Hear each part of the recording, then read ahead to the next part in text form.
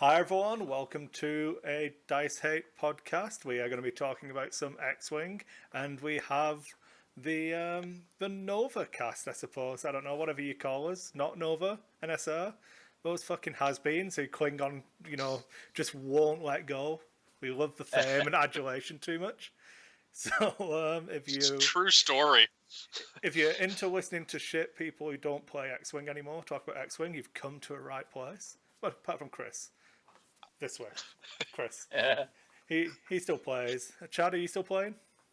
When I can find the time, not too often.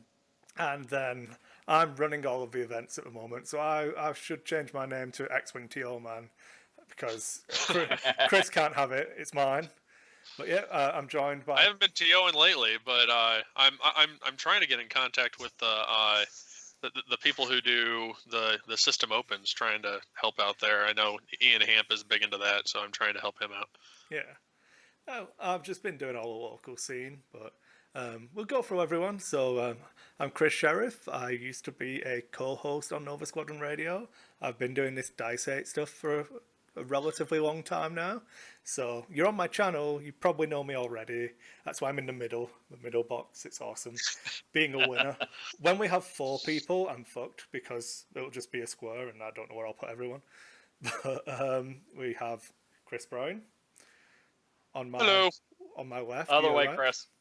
This way. Other way? Oh, this way. It's good. I don't know. We're live. It's fine. We'll edit this. We're live, fuck. We don't do editing anymore. I might put an intro on the beginning, depending on how lazy I am. It goes backwards on Twitch because I pointed the other way. God, it's backwards. Okay. So sorry. It'll only be mildly confusing. Enough of the fact that we're actually doing a video cast. How you doing, Kris? It's been a while.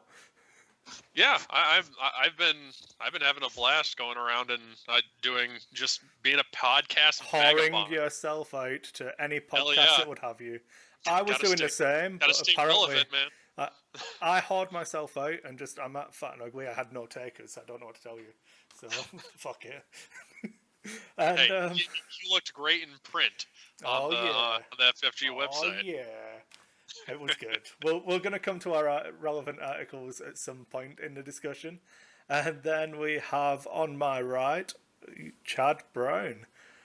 How are you, everybody? Chad? Oh, yeah. Unfortunately, no camera. Yeah, my camera ain't working. But if you ever do get Chad Skype, this picture will be something you get to see relatively often.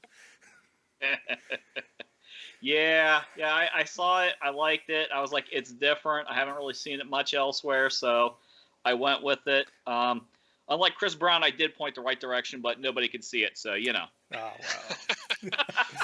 I believe you, Chad. So the plan is that we're still going to talk X-Wing. Nova is dead. It's not coming back. We have no interest in doing Nova Squadron Radio anymore. But we still enjoy X-Wing. We're still going to make content. It's probably going to come out through Dice 8 just because it's something we already have built up and the channel's there already. We're relatively known for my X-Wing content. I don't know. But this is probably the format we're going to look at. We still have Richard Hugh and some other guy.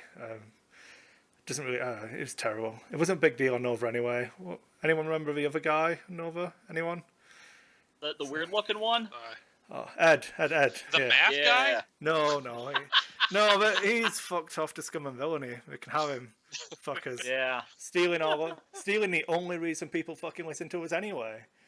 But it's good. I sat down with Sable at Worlds for a little chat, and I commiserated on them stealing, but that's what Scum and Villainy have always done. The thieving bastards. So, no, good. If Bob ever wants to come on, we've chatted in the past and we're talking about maybe doing something on NSR, and he knows he's more than welcome to come on if he wants to do any extra content and stuff like that. But I think that he's quite at home, and obviously Paul Heaver is rocking it with the weekly Twitch show with Aaron Utley. So they're doing well and they're doing their own thing as well. So we're just going to keep pounding on. As Reddit told me, I'm just clinging on to, I can't remember the guy's exact words now, But, just trying to stay relevant, as Kris said. I need the adulation, so this is why I force everybody to... We don't actually enjoy talking to each other. We don't do this for fun. We're all cunts, but what are you going to do? And there we go. See, we've set the language bar high. just get it right out there with the C word. Got him. Remember, not Nova. Yeah. If you have any complaints, please direct them to somebody else. You can send those to Ed Horn. Send it to feedback@backtodials.com. Scum and villainy. No, what's the Carolina crate? They'll take all of our feedback for us. I don't know. I just throw all my notes for them in the trash can, and magically it gets to them. I have to be honest. We were chatting at Worlds, and they were saying, people think that they just swear to stay cool and relevant, and if it works for them, fuck it. I'm all over it, man. So yeah, that's the current plan. We're still going to talk X-Wing. We're still going to do shows. We're going to try and throw in other content that interests us and that we want to talk about. So if we talk Legion, we talk Legion. If there's some Destiny in there, there will be some Destiny. I will try and put relevant tags on all of the episodes. So if you do want to subscribe through iTunes and everything like that, the episode will be tagged as X-Wing if it's X-Wing related. If you don't want to see any content that's not X-Wing related, just don't download the other ones, or just don't listen to them if you don't actually enjoy hearing my soliloquy. I don't know, that's probably the wrong choice of words, since we're... Your accent? Yeah, well, So I think that's enough of that. Nova Squadron Radio is dead. Please stop asking about it.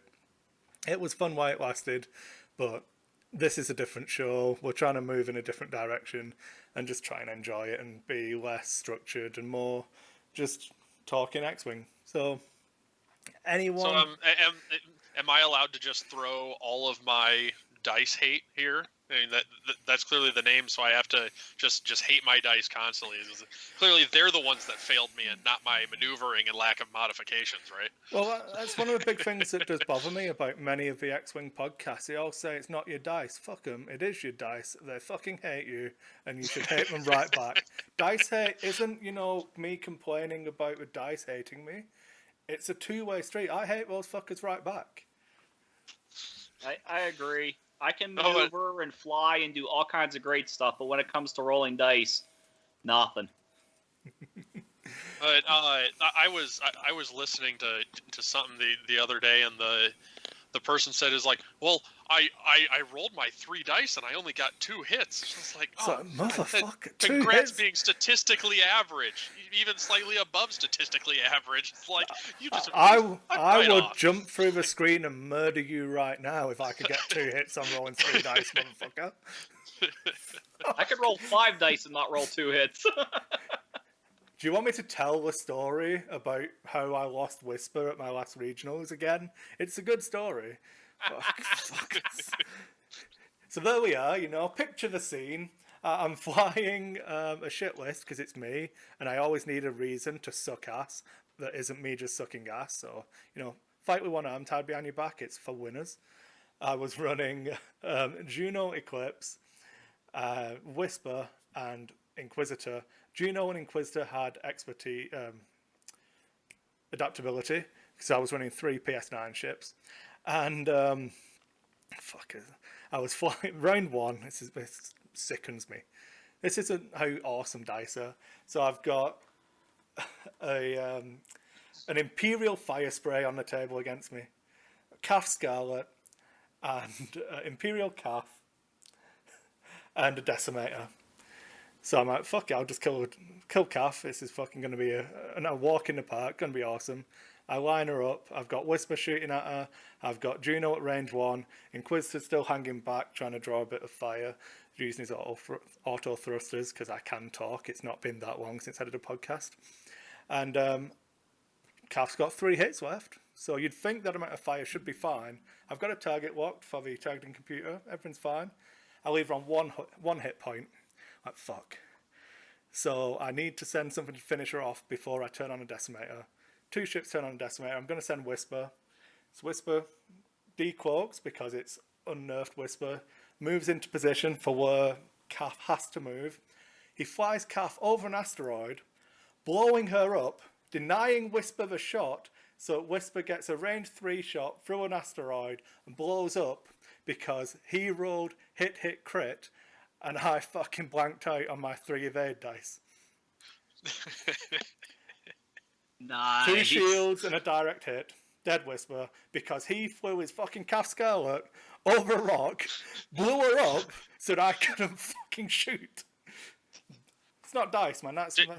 Did you end up losing the game because of that? No, I got a modified win, which equals a loss.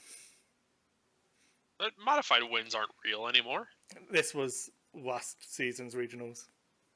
That was when I was running with the last season. So the regionals just gone. Oh, not just gone because of the split and everything. So this was regionals 2016. Regionals 2017. I was running. That was my Bosk Ventress list. So I actually did well there. That was good. I made the cut with that list. I failed to make the cut because I got a modified win. So I conceded the last round to make the other guy make the cut. If that makes sense. Is that collusion? I don't give a fuck. It was fun. I knew the guy and I liked him, so it's all it takes. It wasn't an intentional draw though, so it's fine. No one hates me. Don't know what to say. So yeah, it's never dice. It's always skill. Fucker. I mean, you can put yourself into the best possible place to do well, but I mean, if like the variance is still there. Yes, there is some variance. It's all about just decreasing that variance. Because I mean, I have that exact same story, but I was on the opposite end. I had my Hawk was range 3 through an asteroid pointing at Luke Skywalker. I roll my 1 die and get a hit. He rolls his 4 dice and doesn't get a single focus to trigger Luke's ability, and it ended up killing him. Now, I was going to win that game anyways, but it was just that nail in the coffin moment that just like, I haven't seen that guy playing X-Wing again. Like, I don't know if that was the moment that he was like, yeah, this ain't for me. Yeah, I'm getting the same from Twitch chat, you know, that he shot Whisper with a rookie pilot at range 3. Whisper was cloaked in this instance, and then he still blanked out. Whisper's for winners, guys. Everyone should run Whisper. Hey, I run Whisper, and I do it pretty good, too. Yeah, that's because the dice evidently don't hate you. Well, they do, because when I go to shoot, that's where I roll my crap. And red dice hate. Yeah. More specific. Okay. Yeah, I mean, like I said, I can outmaneuver people and everything. It's just, you get those 360 firing ships, then that's when the green dice hate me. Okay, so we're 14 minutes into the show. I think we should probably talk some relevant X-Wing. Anyone got anything we want to move on to? I know our plans were roughly to talk. We're not going to go through the FAQ because that's like 2 weeks ago now, but just maybe X-Wing squads we're planning on flying, what we think is going to be good. And then we were also going to talk about Legend of the Five Rings and slow play for some fucking reason. I don't know why that's a big deal in the X-Wing community at the minute. But apparently, because Zach... Oh, fucking hell. I can't believe I nearly forgot this. So, Zach Matthews has a dream. Okay? He has a dream. He told me I was sat there. It was a very moving speech. He opened his speech with, I have a dream. And I was like, fucking hell, where the hell is this going, Zach? And he said... You just think that every time he opens his mouth? Often. So, Zach's dream, just the intimate details of the Zach Matthews coming at you now. Zach's dream is that he wants to meet someone from a foreign podcast, and for that podcast to then go home and say, I was talking to somebody the other day about X-Wing, a really famous X-Wing player called the Zach Matthews. So, me living in Canada at the moment and also being British, I think that qualifies me as foreign, and I pay for this podcast, so it's mine, all mine. Screw you guys, thanks for coming, please don't leave. So, when I was at Worlds, I got to talk to this really famous X-Wing player called the Zach Matthews. There you go. Dreams come true, Zach. Dreams come true. All right. Yep, there you go. Easy. You know? Yeah. I forgot where I was going with this anyway. I have no clue. Oh, I've not even been drinking that much today. It was a long day at work. It's not my fault. That's the problem. So yeah, we were going to cover basically the fact that Zach managed to stir a French bloke on stream for L5R, complaining he was slow playing, and giving him the like proper evil eye. If you see this Facebook picture, that was the screen capture of Zach stirring out this fucking guy on the top table of the L5R. He looks a bit pissed. So apparently slow play is a thing as well in that, and that somehow relates to X-Wing because Zach was there, and it basically there's just been people complaining. I don't know. So should we touch on slow play first? Oh, you started it, so let's dive into it. Yeah, I know that me and Kris have had a brief chat, so we'll open it up to Chad first. Slow play in X-Wing. Come on. I'll throw you that nice soft one. See if you can knock it out of the park. Yeah, slow play is a thing. I mean, I've heard many people talk about how it's an advantage or how they really, really hate it. One of our local guys was down at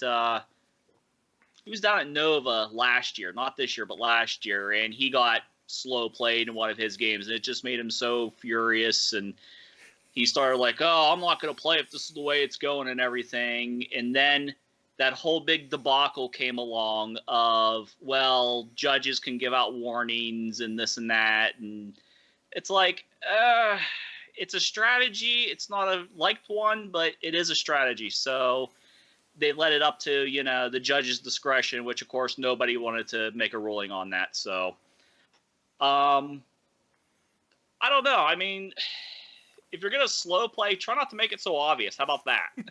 Oh, Jesus. Fuck it. Don't get good. Just cheat better, motherfucker. Yeah. Yeah. Just Basically, cheat Don't better. pick up your dial. That's what he just don't said. pick. Go ahead. Oh, So dear. I guess something we should mention is how this all kind of popped up recently, and what happened was Worlds just happened for L5R, and the guy who ended up winning, there's a huge fiasco about him because even at like the final table, which the final table is like a longer duration, they only went through like 4 rounds. Like, that's it. And for a card game to go 4 rounds is like, that's nuts. And he was playing a list that you get the lead early and you keep it, and you just try to hang on the whole time. But now that's just the information I know. Yeah. Based on from other people talking about it, because I don't know shit So about L5R. I don't know shit about L5R either, but I was there, and my interpretation of it, and again, I don't know the game, so I'm happy to be fucking shot down. The game didn't go to time. He actually won the game. Well, right? but So there seems to be a reason for that, because they extended time, is what I heard. I don't know. And the guy offered to shake his hand like 3 times, and the US guy was like, no. And it was the US guy was in the position where if he got the miracle draw, he could still win. But, and again, this at the start of The guy who was winning tried to shake his hand. yeah, as in he offered his hand, right? So You don't do L5R, that. no, in X-Wing you don't. extends his hand, conceding the game. And In X-Wing you don't do that. You've got to remember there's a massive history of L5R, and honourable concession is a very big thing. And I have things I disagree with about this community. I don't want to go into it too deeply, but I know for a fact that people used to concede to known players in L5R because it was the honourable thing to do to make the clan progress. That is a genuine thing that used to happen and will still happen if the old L5R community moves into a new one. It's a completely different game, so we cannot judge his actions on the X-Wing table because they weren't on an X-Wing table, if that makes sense. Bye. I don't know who's leaving. My mother was watching the kids for me. Oh, yeah. Thank you, Chris's mum. They're your problem now. So, I mean, I'm happy to get shot down, but I missed probably the first 45 minutes of the final because I was chatting with Mark Fletcher, Sable Griffin. We were having a chat and some recording. Then when I went to watch it, the Lion player, who was a French guy, was in a really strong position, and it didn't look like the Crane player, who was a US player, could win. That's what it looked to me. I was chatting to my friends who actually know the game, and Lion was in a strong position. He didn't want to shake hands, which is fine. Then he tried to do a play, and it went wrong. Then he offered his hand again, still didn't want to shake it. And then it was the American player who I saw taking a very long time to make decisions. I'm not saying there was a problem with that, because, again, to my knowledge, the game was won. It came to a natural conclusion. So I don't know where any of this came from, and from what I saw, neither player was throwing cards down as quick as he could. So I'm happy to talk about slow playing X-Wing, but I just don't get where this came from. Maybe I just need to go back and watch the final and actually learn L5R better. Who could, there's always that chance.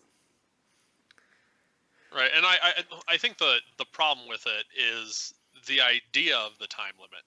It's that both of these games are untimed games that are forced to have a time limit because of restrictions of the venue and the tournament structure. I mean, you can't have people going to a natural conclusion in some games. You get somebody with Miranda versus Miranda, and holy hell, we're not going to let that go to the natural conclusion because they're just going to regen for eternity. I had a game that I played early on. We had Vader and Tycho just spinning circles around asteroids, unable to hit each other, just for like what seemed like an hour, and we were like, why are we doing this? Let's just stop. And so yeah, it's an untimed game that we throw a time restriction on, and therefore we have to try to fit that into that restriction, and naturally some of the games are going to take too long. So and then there's decision points. And in an untimed game, you can take however long you want to. On a vassal game where they set a turn limit, you can take as long as you want to, making a decision because there's no time limit. There's a duration limit. So you're actually encouraged to take your time and figure out the puzzle of how to win in that amount of turns. You don't have that guarantee of a number of turns in timed X-Wing. And that's where you can manipulate how many turns there are based on how you play the game. It's like if you look at one of the old games from Gen Con where it was TIE Swarm versus TIE Swarm, they only got like 4 turns into that game because they flew at each other, they turned into each other and shot a little bit, and they slammed into each other and shot a little bit, and then they K-turned and shot a little bit, and that was the end of the game. They only got 4 turns because there was so much spotting out and trying to move everything just right, and so many ships involved that it just took that long. And even at the beginning of the game, they would move one ship and then move the whole swarm up with it, just trying to save time, and they still only got that much in. That's just a problem with it. So I have an honest question for the floor, and obviously for the fans, because we obviously don't have any, but for the listeners, if you're going into the last round to make the cut at Worlds, and you're winning, and you know that you've only got 1 health left on your Y-Wing, and if you put this dial down, you're in the planning phase, you're going to play another round. Are you going to put that dial down? Are you going to, mull over your shot for a little bit longer? You've got 30 seconds left. Are you going to rush to put that dial down? Or are you going to just not. Because ultimately, if you're willing to do it in that last 30 seconds of a game, don't fucking come to me complaining about someone doing it in the first 10 minutes of a game, because it's the same thing. If you're willing to manipulate the time at the end, there's no difference to when you manipulate the time. The offence is the same. Yeah, I agree. There are some people who drastically change, how fast they're playing at certain points, and and there's some people who bring a list that they know is probably going to go to time and benefits from having fewer rounds, and they play slow from the beginning. I mean, hell, they walk up to the table and take forever setting up. So time starts before they even have everything going, and it's they are from the beginning slow playing. So and I'm gonna ruin myself in the community, in my local community. So we've got a guy. I'm not even gonna change it. Ian is really, really strong X-Wing player. He's won Star Champs. He won our Player of the Year series we had at the Sentry Box. He's won all of the good events we've hosted in Calgary. He's done well whenever he's travelled in Canada, so it's not real X-Wing, I suppose, whatever you guys want, I don't care. But he's a really strong player, and part of his game is psychological. He'll just take his time, he's very precise with his moves, he'll force you to be precise. He's not above calling a judge if he thinks someone's not being precise with their movements. He's very deliberate. And he controls the pace of the game to his favour. He can play quick, he can play sharp, but if it's to his advantage, he won't. And I have no problem with that. Lots of people do. Very few people will call a judge on him during the game. They'll try and ride it out and beat him anyway, and then lose, and then come fucking whinging. So can't do anything about it. Don't care. As a judge, I don't give a fuck what you tell me after a game. Call me during the game, or it's all just fucking salty tears, man. And I think I've got a pretty good record against Ian, because I will just be the biggest fucking dick in the world to him. And he knows that I'm being an absolute dick to him. And he knows why I'm being an absolute dick to him, because it gets under his skin. And I will put some dials down, wait for him to place his dials, then I'll pick mine up, reset again, and then I'll look at him, because I know that he's then going to pick one of his dials up, because I pick my dials up. We'll have this back and forth, but all I do is I make sure that I control it even better than he does, and I'll exchange the fire, and then I'll win on points, and whatever. It's not that it's a horrible, dirty strategy, it's just part of the game. Knowing the limitations of your list, if you need to play in a certain way and someone's playing slow, call a judge. If you don't call a judge, don't complain about it afterwards. Right. Then comes into the next piece of it. When you call a judge, what should happen? Well, as a judge, I don't know. Okay, I'll let you talk for a bit, Chris. What do you do? In the many events you've judged, how often have you been called during a game for someone slow playing? There's been a fair number. Usually it's either an onlooker or after the game. Exactly. People very rarely will call a judge during a game and say, "I think this person's slow playing." Why? It's though? Quite an accusation. How is it?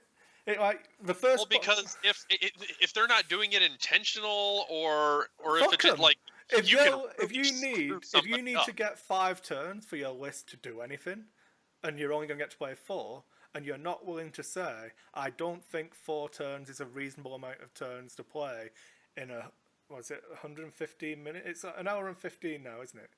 Is it 95 minutes? Yeah. 75 minutes. 75. I don't know. This is how much I play fucking X-Wing at the minute. I can't remember what I click on the fucking computer. It all does it automatically because, some dickhead makes good software. I don't know who made Tome, but they're a good guy.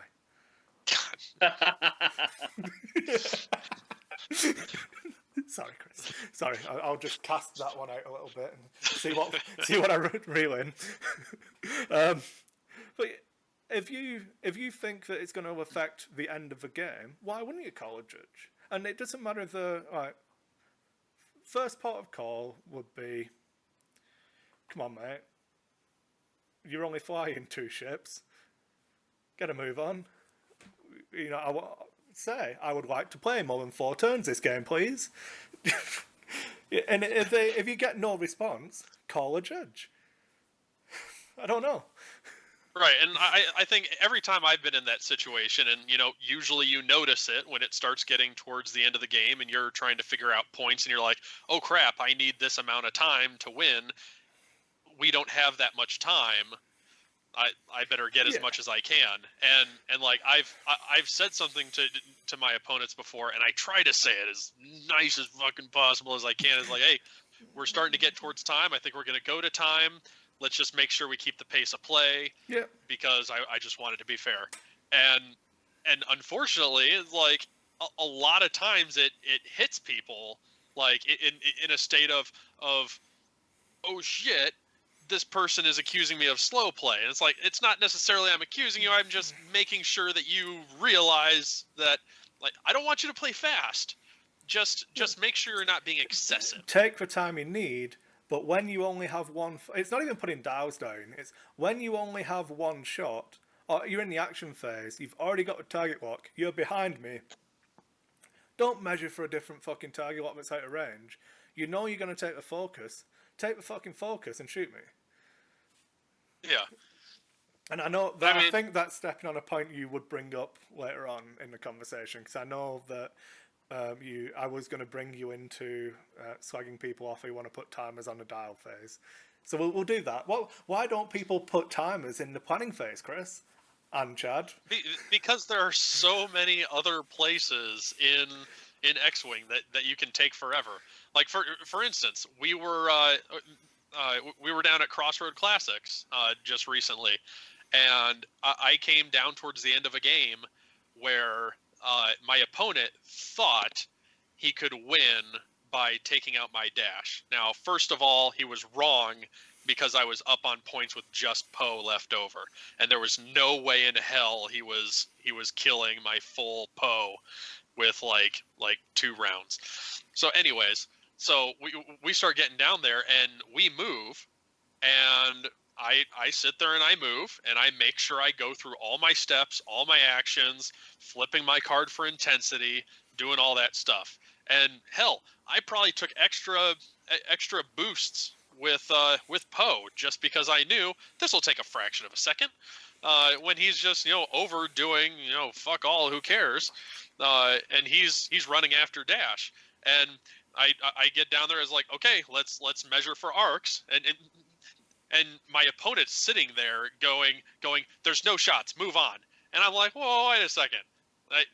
Yes, I'm pretty sure there's no shots, but I want to measure dash. No, I want to measure dash so I can get an idea of how far you actually are. Oh no. Even though you're just outside of range 3, but I kind of want to see that, plan my things for next round, and then I got to bank my focus for Ray. I got to spend my other focus to flip over intensity. I'm doing that shit. I'm doing that shit because it is part of the game, and I'm illegally allowed to do it. I'm not doing it slow. I'm just making sure I do everything. If you're the type of X-Wing player who can't put your range ruler down at the 40 whatever degree angles, it's not quite 45, and then know where the 2 turn will finish you, you're probably not trying hard enough. So yeah, every combat phase 1 when you're not in range, check for range, and then if you want to be good, that's what you do.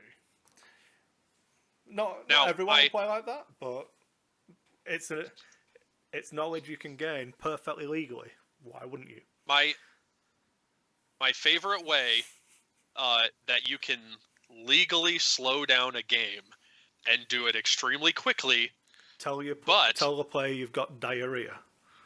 Yeah, then the judge will probably just pause your game. But offer to shake hands after telling them you've got diarrhea.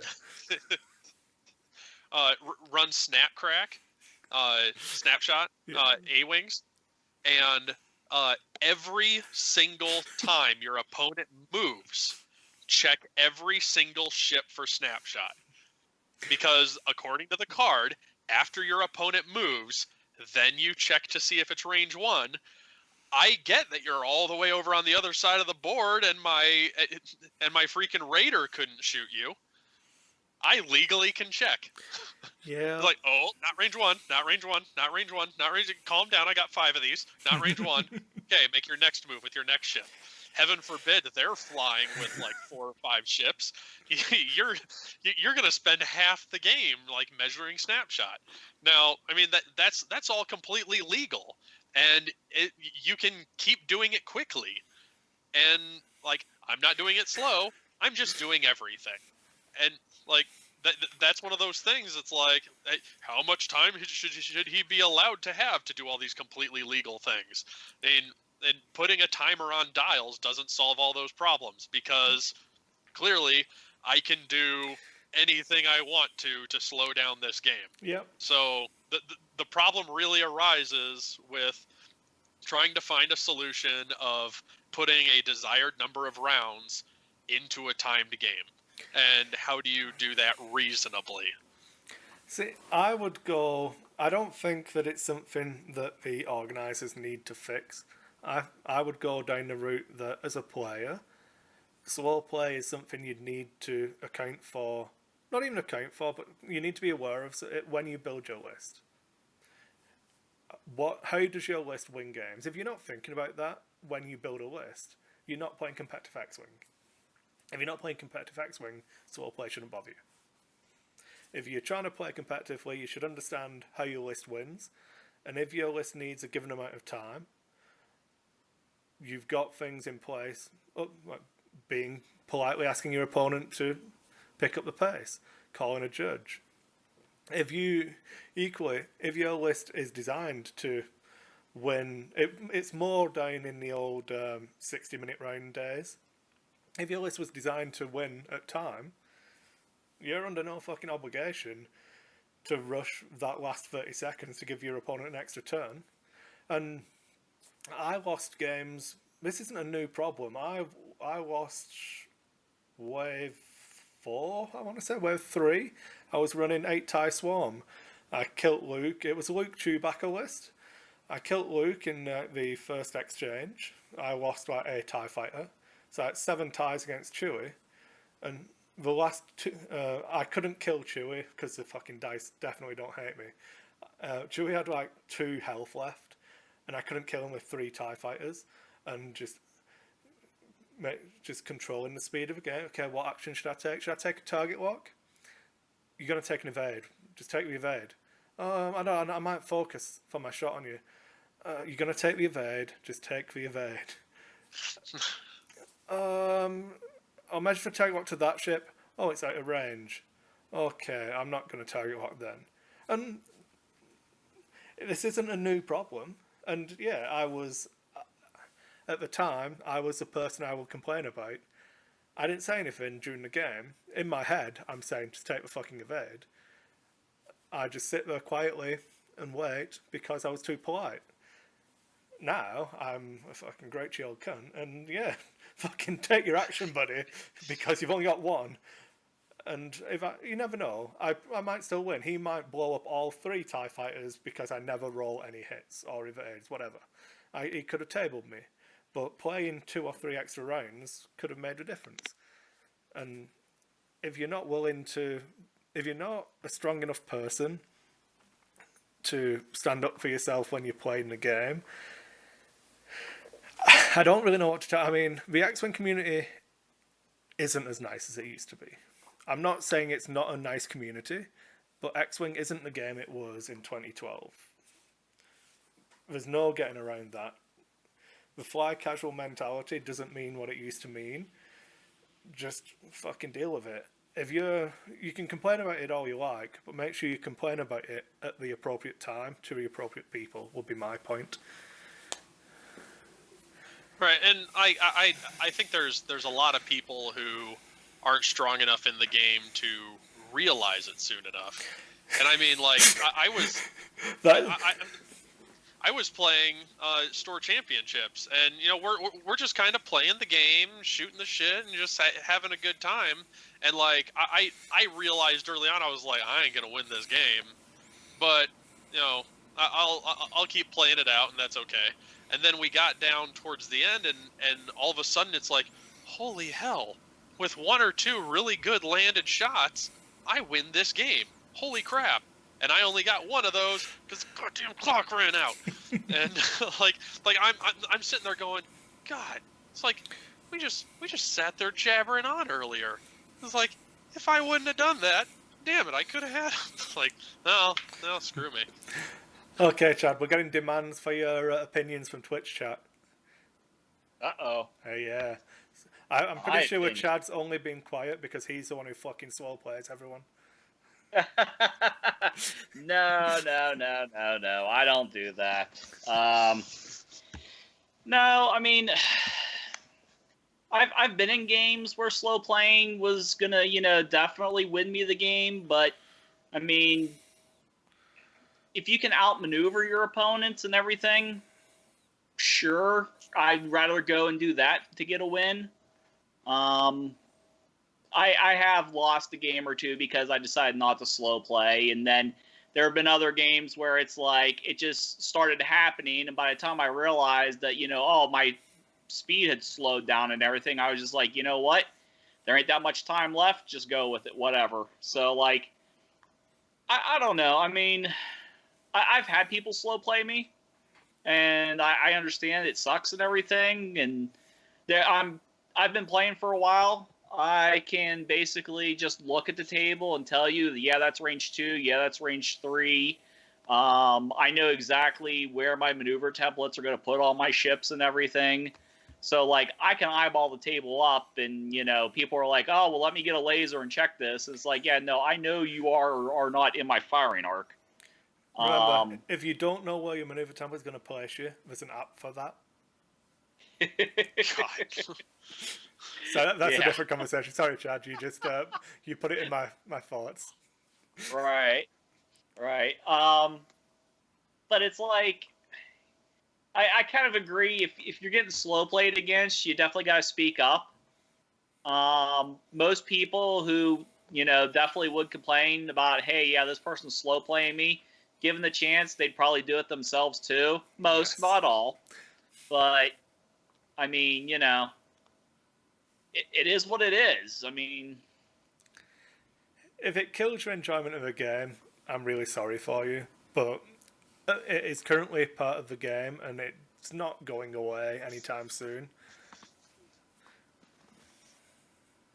No. Yeah, there's no simple way to solve it, and they're simply it's just not going to happen. I mean, I would love for them to be able to implement something that prevents the possibility of it from existing. Not going to happen. The only thing that I really think needs to be done is like make sure that TOs and judges are educated of how to handle accusations, because if the players think that the judges have the power and will enforce the power to actually do something about slow play, I think people would be more inclined to call people on it. There we go. I think that's a better thing to close on. When you have been called for slow play, or in the ideal situation, you're called to slow play, you come and watch, and in your opinion the player is slow playing, what do you do? This isn't there's no right or wrong answer to this, because there aren't 4 rules for X-Wing. So, right. Paul's favorite complaint. Personally, if I was the marshal and it was my final say, I would examine the board state, and like try to get a grasp of how the game has gone to this point.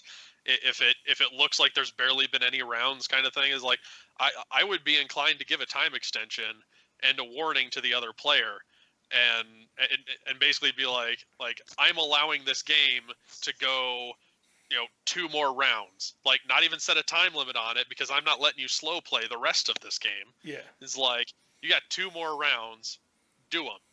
And I mean, that, like, it's a lot of in the moment kind of determination of what's going on, and what becomes reasonable. People like to argue, like, oh, that there should just be floor rules with like a perfect little, in this situation, do this thing. It's like, but there's infinite situations and how to handle them. So there's that, and frankly, I think people should be like held accountable. Now, when you have somebody that is like, that this person got accused of slow play either during or after the game, maybe we should keep an eye on them that next round. It's like, well, you have only so many judges for the entire thing, and then or do I just completely throw this guy on tilt and go up to his next opponent and say, let me know if this son of a bitch slow plays you, and I'll be over here. And then it's like you got a giant X on your back. It's like, oh man, I'm starting to lose this game. Hey judge, you slow playing me. Boom, win. So I mean, and there's it's very hard. If somebody comes to me after a game and says about, I will literally, I don't care. That will be my response. Unlucky, why didn't you call me during the game? I have no sympathy. Is it? Well, right. No sympathy for you, but I've had people come to me and say, I don't care about my game. My game went how my game went. Yeah. But keep an eye on them next round. I'm like, okay, I'll try. And that's the standout response. I'll do my best. But then if his opponent doesn't call me and I'm handing out point slips, I'm doing fucking, is this in arc? What's the range on this? This asteroid moves slightly. Is he on the rock? Is he on the tape?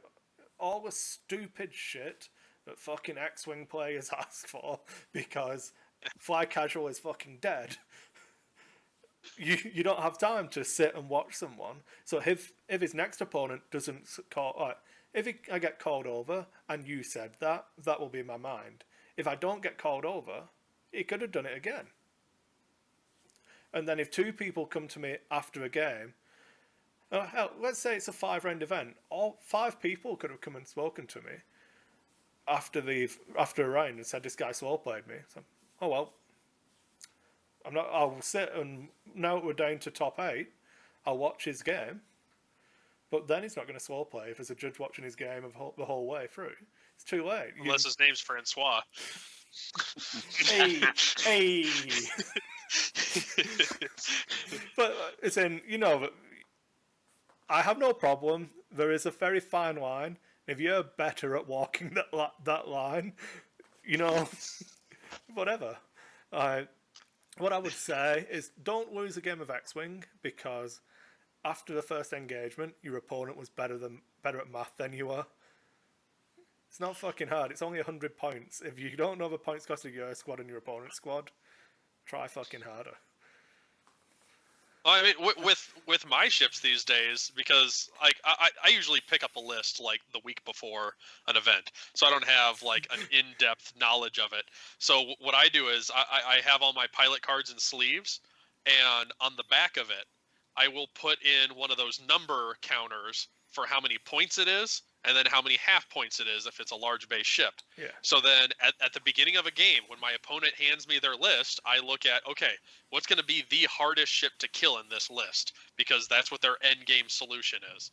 And I look at that, okay, it's that many points. What of my list has to be alive for me to win if it comes down to that ship being all that's there? And if I look at mine, okay, if I can get one ship that has more points than it, okay, I'm going to play conservatively with that ship and just crush with that other one and make sure I get to that end game state.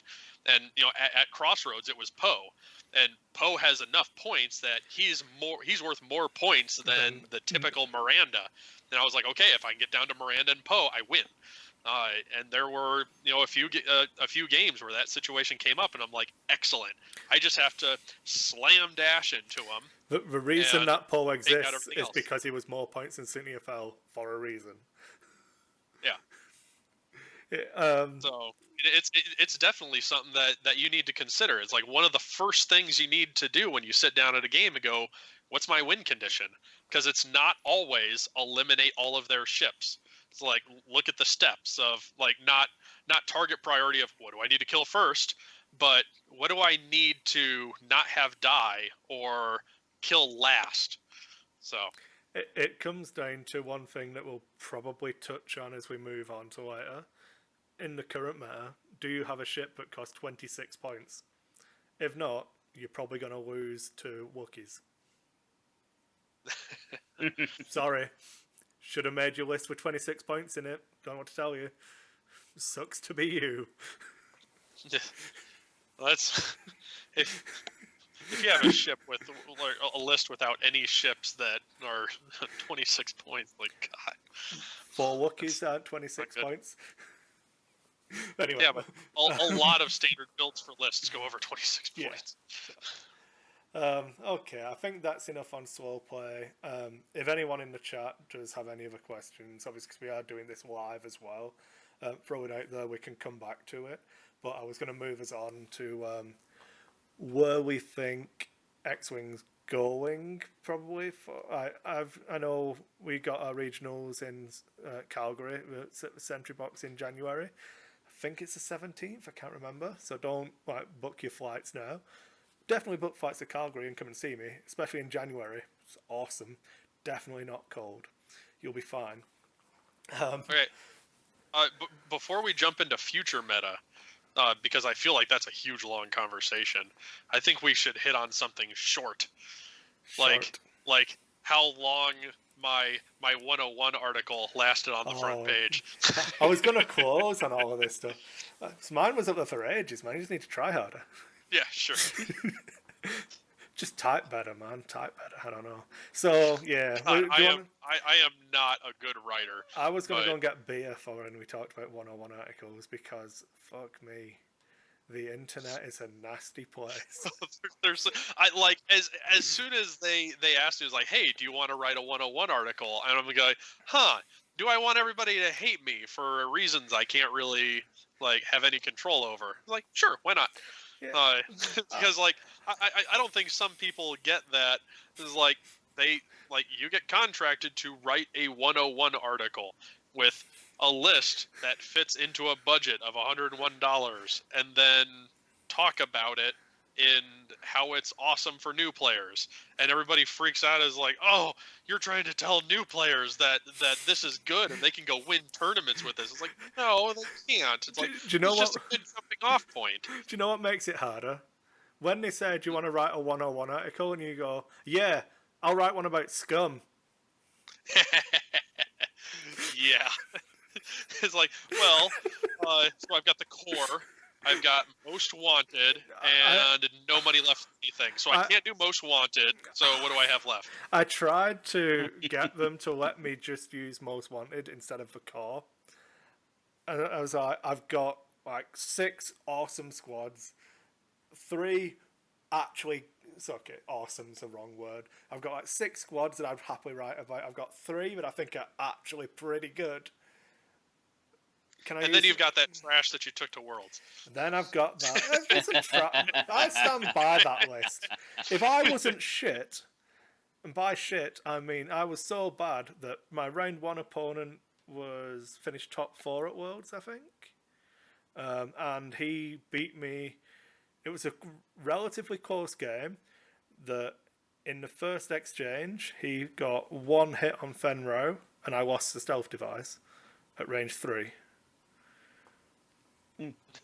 So I had a damaged Fenro in the first exchange, and I don't know, I stand by that list, man. I think I couldn't kill defenders in the last round, and I played 2 ghosts with auto blaster turret, and that list is designed to sit at range 1 and just fucking delete you, which it can't do against a ghost with an auto blaster turret. So I think that list had more legs than I showed, and I'm not making excuses. I'm not a good enough player to win Worlds with that list, not in any way, shape, or form. But I think... But let's talk about the important people. What did the internet think of your list? Well, my favorite comment. Oh, I wish I could remember the guy's name. Reddit, you are a star. It was... We were talking about my list. Was it the same guy bitching about mine? I don't know. And I honestly think that that's a decent list that explores a lot of different ways of playing. And everyone who said they could make it better involved spending more than $101. Oh yeah. Yeah, so that's fine. So I'm still winning at this point. But then someone was like, so it was an innocuous comment, and one of the replies was, "Kris isn't a good player," which, yep, and I've never pretended that I was Paul Heaver at no point ever. And FFG are just playing favourites. I was like, fuck yeah, I'm someone's favourite. Get in. What does it get me? Oh, I get to write a 101 article. Oh, right, okay. Maybe there's only been, like, fuck, what is it, like 6 world championships now? And Paul's won 3 of them. So if you want more than 4 101 articles, you need to ask someone who's not a world champion at some point. And it's almost like people have got fucking jobs and real lives, and I'm some fucking loser who left all of the real world behind because he thought starting a fucking YouTube channel was a good idea. So I had the time to write an article. So yeah, I don't think FFG played favourites as much as I was willing to do it. Not many people are. But yeah, he fucking hates me. I believe that I fucking went into his house at Christmas and pissed on his Christmas tree.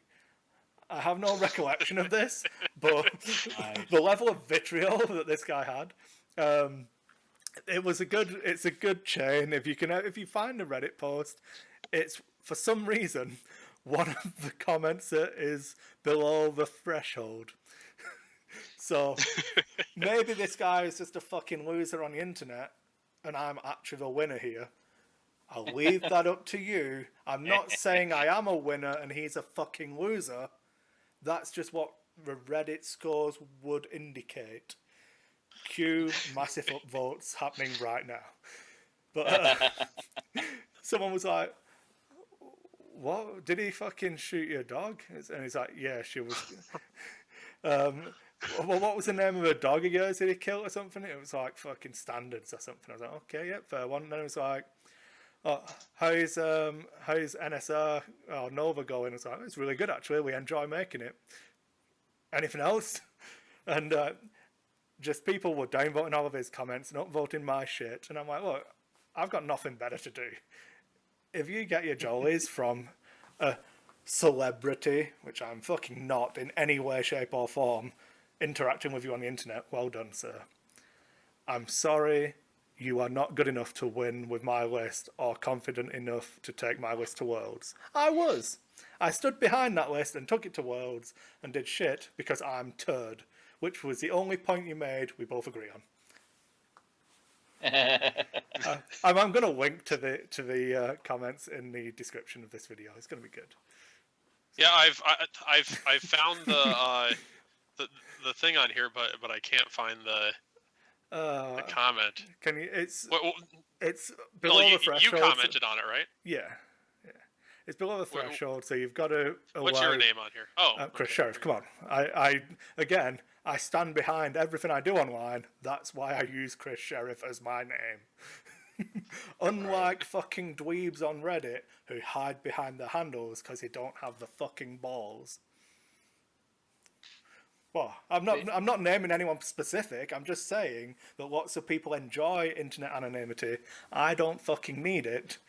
I will rip you apart in real life, verbally. See, no threat of violence there. Verbally. See, oh, go ahead. No, it's good. Okay, go ahead, Jed. I was going to say, you guys must be doing something wrong. I've never gotten any hate for any articles I've ever written. Oh, wait, I've never written any articles. Come on, FFG. If you're going to play favourites, at least get the good hosts off Nova to write your fucking articles. Hey, the only reason I'm good is because I actually went out there and went to tournaments. Unlike, Ed, who never really made it to any of the tournaments. In honesty, Chad, you read a really good card. I can read a computer screen, yeah. You read. Ed sends out a PDF. I read off the PDF. Boom. I do think that that's what lots of podcasts are missing. I don't think there's enough people reading the cards that everyone saw a week earlier. I don't think there's enough of that on the internet anymore. The death of Nova has left a massive vacuum that needs filling. There's a reason why we don't want to do Nova anymore. Right. I can do more than read people. Well, Yeah, to jump back, so something that I think was incredibly lost on at least my article, and I don't know about yours, but the fact that when I wrote it, very little of my mindset went into the list that I was putting in there. I more came up with an article about a topic that I wanted to write, and then wrote a list that as much as I damn well could try fit what I wanted to do. And I wanted to come in with the idea of okay, I bought a core set, what do I buy next? Yeah. Because man, that question used to get asked all the time. I don't see it nearly as much anymore, but one of the things that I pushed towards was, Rebel Aces, because it gave you a tank and an arc dodger, and it allowed you to look at those and go, oh, I kind of like being fast and nimble, or I like just rolling up and crushing face, and it let you kind of grab that. And then I picked the A-Wing, and then I kind of went that direction, and Zach Bart was a huge influence for that list, the Jake Kyle Poe, and I was like, what can I do to build as close to that Jake Kyle Poe as I could? And I have to be honest, Chris. Fuck you. You lied to people trying to tell them they could get into X-Wing for $101. You fucking shill. Oh, are you reading one of the exact comments on there? I don't need you. I'm paraphrasing like half of the comments. Oh yeah. I don't believe. Clearly, I was telling everybody you only have to spend $100 to get into this game. $101. You can win worlds with my list because I'm a fucking shill for FFG. Woo ha! Spend $101. But what do you mean? You were trying to write an article to help someone who just bought a car? You mean that little text that they put at the top of the article explaining what your article is going to be about? Have you just bought an X-Wing car set? Wondered where to go next? Chris Brown writes. Chris Sheriff writes. Nan Torf writes. Whatever. Whoever writes this fucking article that answers just that question. You mean that wasn't what you were writing about? You were actually telling people you can win worlds for $101? Oh, yeah. Yeah, totally. So, yeah. Sorry, I actually enjoyed reading. The only time I didn't enjoy reading a 101 article, which I think was a slight faux pas on FFG's part, they did two back-to-back, which were basically the same fucking article.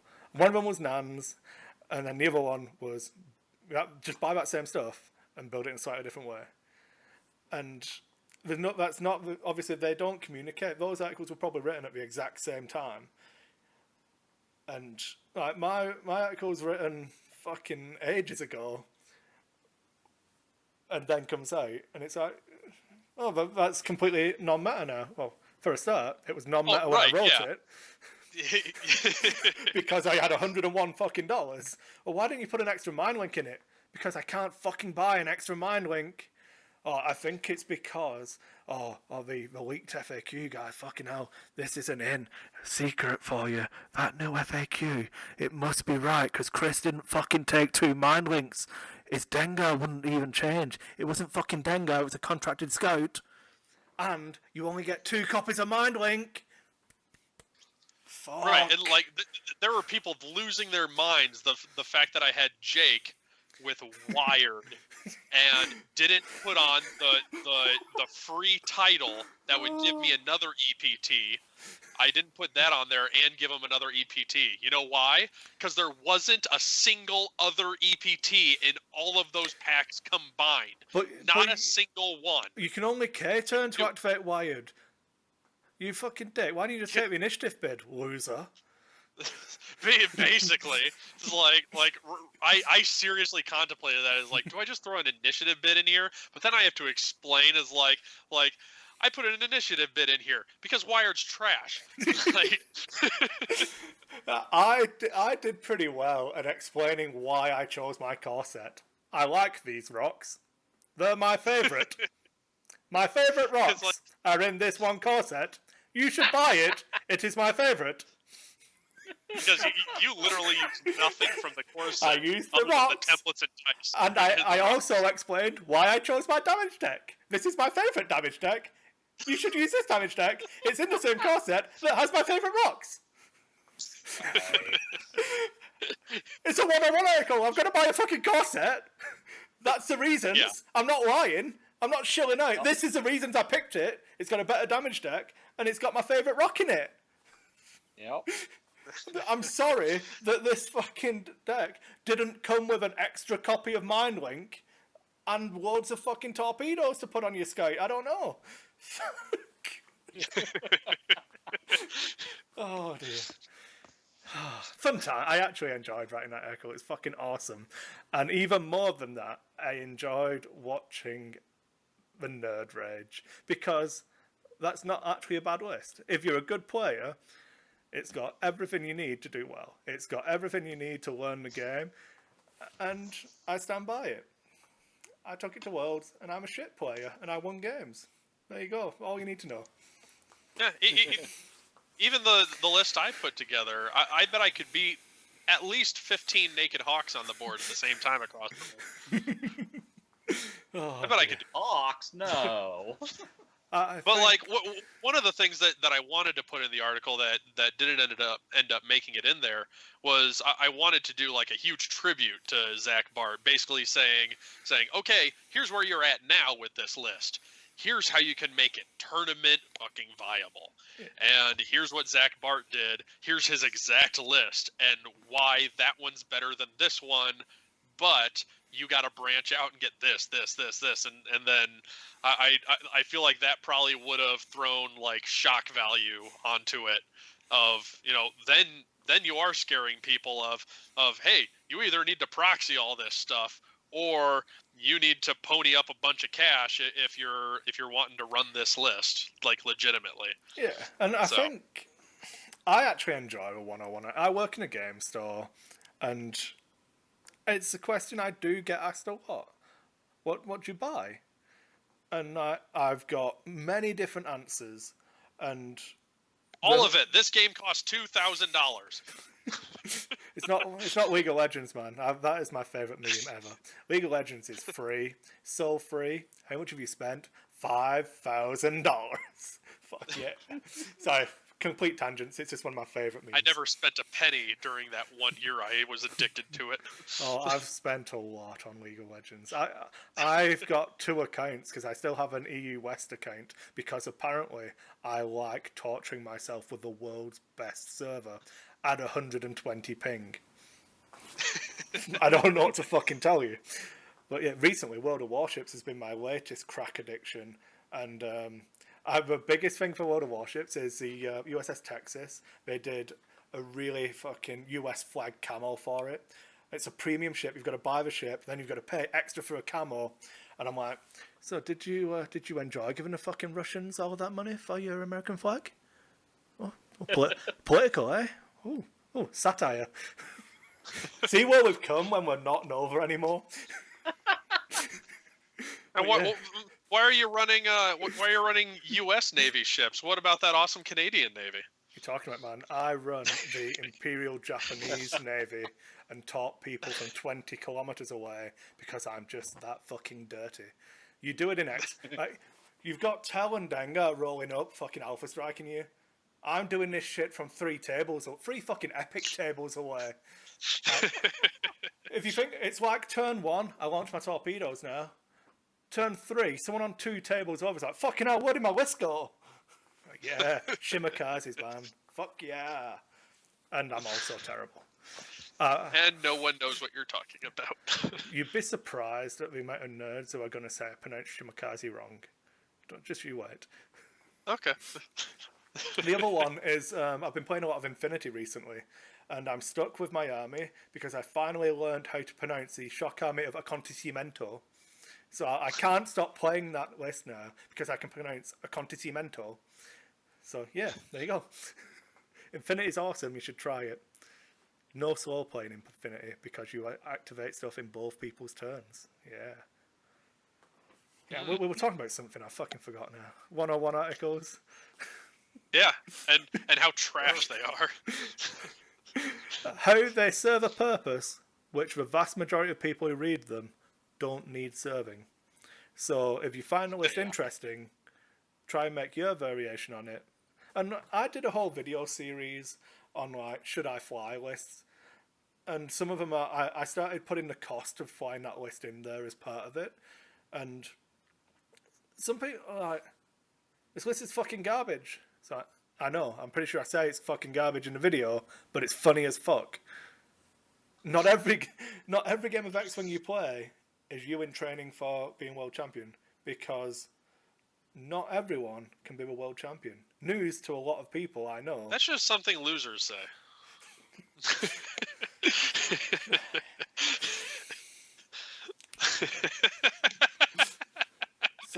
Sorry, what was fucking done? Fuck. Why do we do this again? Oh well. Okay. Because we're desperate for notoriety. Okay. That's true. So, speaking of training for worlds, Yeah. what's this new meta gonna be? I promised Zach we wouldn't say 4 Wookiees and then end the show. Done. Bye. I didn't say. I didn't actually promise him that at all. I've been hearing a lot about 4 Wookiees, and apparently people aren't going to like that. So. No. That's not what the list is. It's not just 4 Wookiees. It's 8 Wookiees. Because the 4 Wookiees Get have some 4 Wookiees. Wookiee commandos. Oh yeah, only 4. I'm sure it's got a bigger compartment than that. Fucking space canoes, man. Yeah, you thought Third Ship Rebels was bad. I mean, I would still take Biggs in that list because it's funny. I love the fact that people can now make mistakes with Biggs. So I don't have to shoot Biggs, so I'm not gonna. Okay. Thanks. I used to have to use skill to make you not shoot Biggs. And now I don't. Now I just rely on you being a fucktard. Yeah, I know. Okay, so in all seriousness, I'm going to let Chad talk for a little bit because he can tell us all about the might of the Imperial Navy. Yeah, the Imperials. So, like my local gaming store, I have done some of the, advising people who are new, like, okay, what they should fly, what they shouldn't fly. I usually, though, ask them what their play style is, and then I just advise them from there. Because if they're like, yeah, they like to go in and strike real quick, I'll advise them on some, fast attack ships. If they're more of a, I just want to pound you down, then I'll advise them on some more tanky ships. But, yeah. The Imperials, I actually went back to flying an old list. Whisper? Yeah, Whisper. It's the, Okay, so get this. It's the one I actually won a store championship with just like a slight change to it.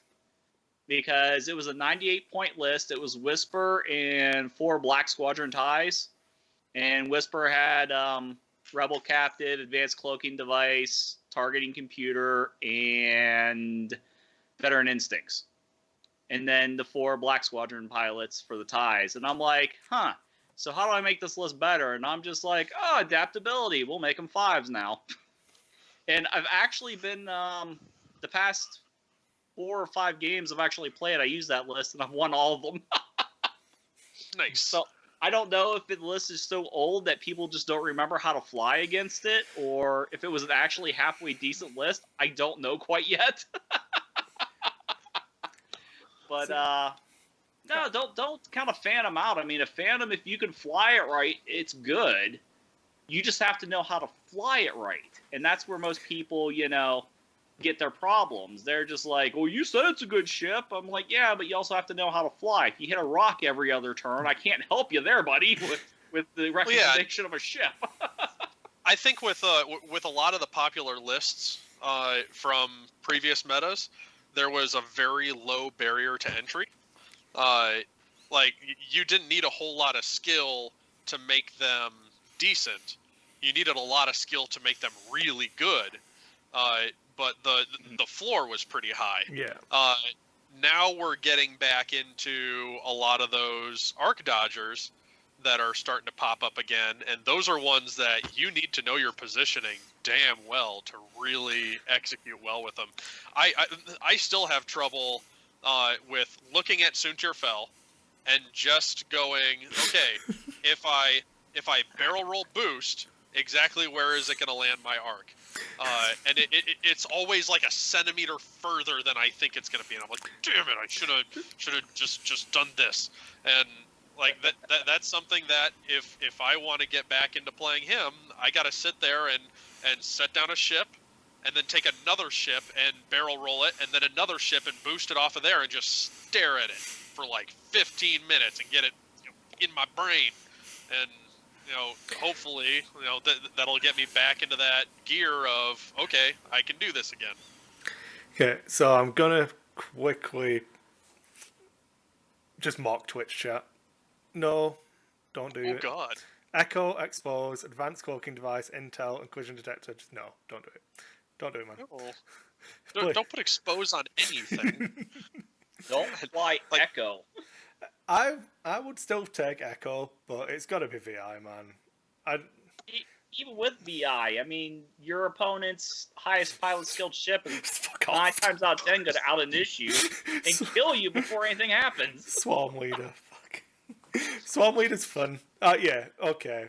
In the exact same vein we were talked about for 101 articles. Yeah. Okay. But we're sitting here talking about meta and what we think is going to be good. Like, leave that. It did mention harpoons earlier. So, who wants to field harpoon missiles? Yeah, harpoons is going to be like meta defining, because suddenly like flying ships close together is difficult. So like the stuff that got nerfed really kind of opened up for Crack Swarm to come back, but Harpoon Missile really makes that difficult. And before we get into talking about lists and stuff, people need to quit getting their panties in a bunch over how it works. Now, I want everybody to go to Google and type in Occam's Razor and read about it a little bit. The concept of Occam's Razor is the simplest answer is probably right. So when you're looking at Harpoon, it's like, oh, but if I do this, this, and this, it can trigger itself. Yeah. No, it can't. It's not going to. It's not how it's going to happen, no matter how much you want it to. Like, but this little tweak thing somewhere over here is going to let me. It's not. Not going to happen. It's like, maybe it'll work when you go to, like, some little store Q4 kit at a place where the store owner is the TO judge and jury because they don't know what's going on and you can manipulate them. But when you get to like a decent regionals or a system open or anything I'm at, not gonna happen. Stop it. Oh, I thought you'd like that one. I would say I saw the Harpoon come out ages ago. I was like, oh, I'm just gonna sit on this one for a little while. Just keep it in the back pocket. Yeah, people are going so nuts over Harpoon, but I mean there are some things with Harpoon that get really wacky, and like you just have to follow the wording and stop trying to read things that aren't there, because the Harpoon condition gets applied in the after attack step, and when you're destroyed and when you're hit with a crit, are easily defined places, and they just accept where those are at and then build off of that. And that's where you can define all of these interactions just by knowing those couple things. And there are some weird things that pop in, but people are trying to go a little too crazy with it. Alternatively, and I think learn what the fuck a permissive rule set is. God, I wish they, at the beginning of X-Wing, or even, any day now, would come out and declare it a permissive or dismissive rule set. I mean, every single rule set should have that, in the disclaimer at the beginning of the rules reference, where they also say, if it says you can't do something, that overrides something saying you can. Because they put that in there. But they don't put in saying stuff like, if it doesn't say you can, you can't. Or if it doesn't say you can't, fucking go crazy.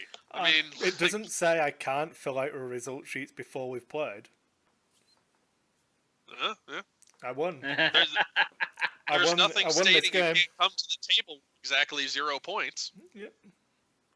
And then you have no points that are destroyed. So Final it ends in a tie. Oh, I'd just ID that motherfucker anyway. It's good. You just, when they put down the paper to record the points and all that, you just play the game of I win, where you state I win. You grab the paper, you fill it out, and you take it up. Do you just want to initial here? I'll fill out the rest. Always sign before we've seen it. Oh, motherfuckers. Or you just sit there and wait at the table, and.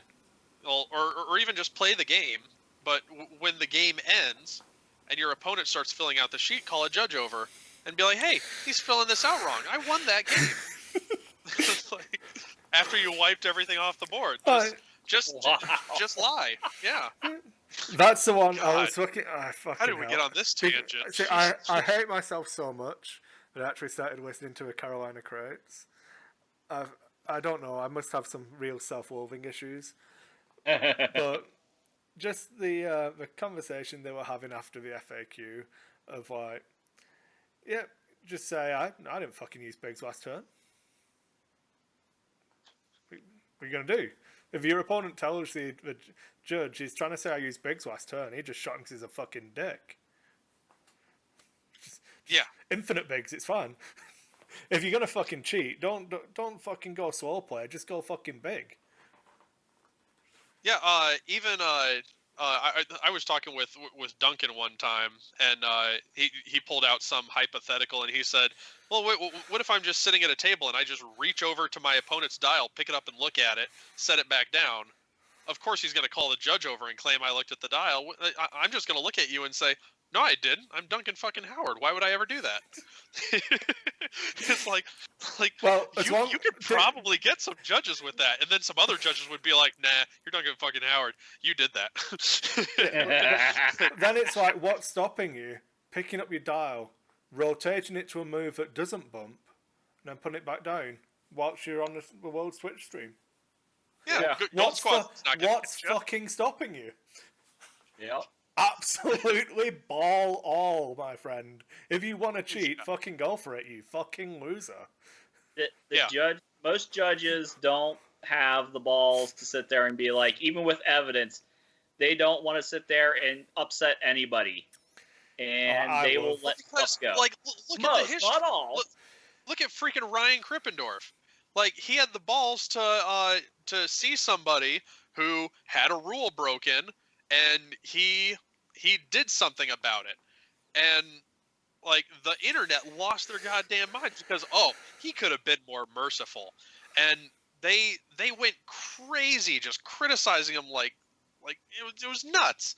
And he's done quit the game because of it. Because the internet because nobody has any respect for the judges. Like, feel free to grumble and stuff, but like, their say is final. Like, especially when he's a marshal, not just a regular judge. It's like, I play ice hockey, and there's only one person on your team who's allowed to talk to the ref. He calls you for a penalty, you shut up and you get in the penalty box. You start talking back to them, you're ejected from the game. You start yelling and screaming that they're trash, you're probably not playing your next game too. I mean, it's brutal. You know what you could do? That doesn't happen in X-Wing. It's the exact opposite. You could talk yourself out of a judge call into not even getting to move your ships. Reference game is pretty good there. No one's going to know what that fucker's about. Oh dear. When the judge says something, don't piss them off to make them do an even worse ruling against you. That's just fucking socially retarded. I don't know what to tell you. Yep. Just don't do it, man. If you call a judge, if they rule against you, suck it up. I'm still salty as fuck that in the Imperial Assault Worlds, I called a judge. One situation happened, I called a judge, it got ruled against me. So I was like, that's fine, I'll learn from that. I went to use that in the final round in my favour. My opponent called a judge, and I was like, it's coming.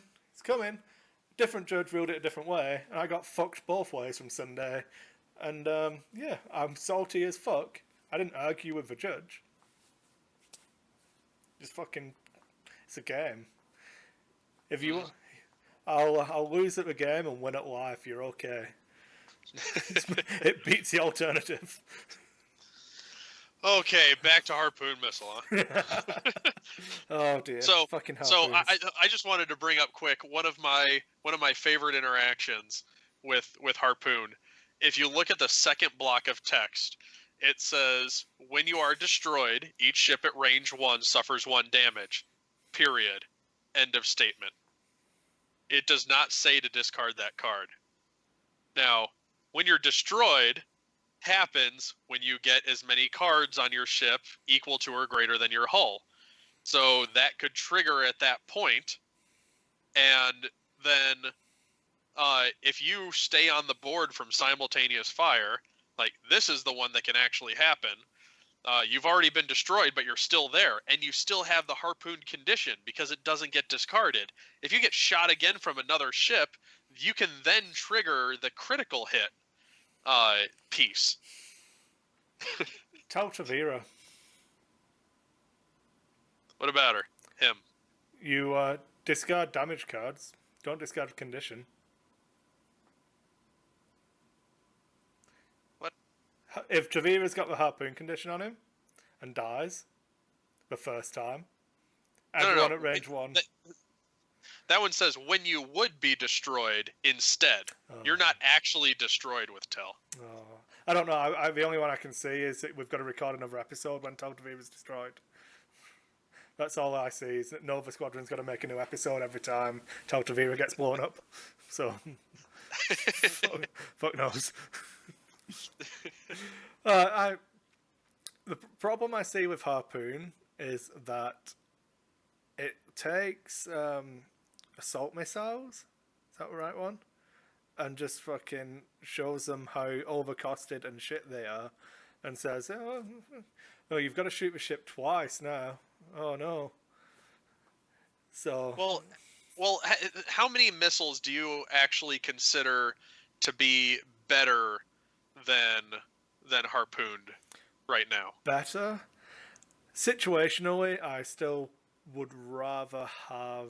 Situationally, homing missiles, I think, is still one of the strongest missiles, and cruise missiles are still great on certain ships. But okay, yeah. So situationally, like homing, you really have to be going against something that you know they're going to have an evade, yeah. And last meta there just wasn't anything with evades. There was no sense in taking it. If you're doing something heavy with X7s or Aces, which, I mean, they could be bouncing back, then definitely. So the chat does say concussion missile. Concussion's one of my favourites, but the reason it's not better is because it suffers from what 90% of the old missiles did in spending that target lock. Even with chips, concussion isn't quite there. I ran it a hell of a lot. I can't talk about that.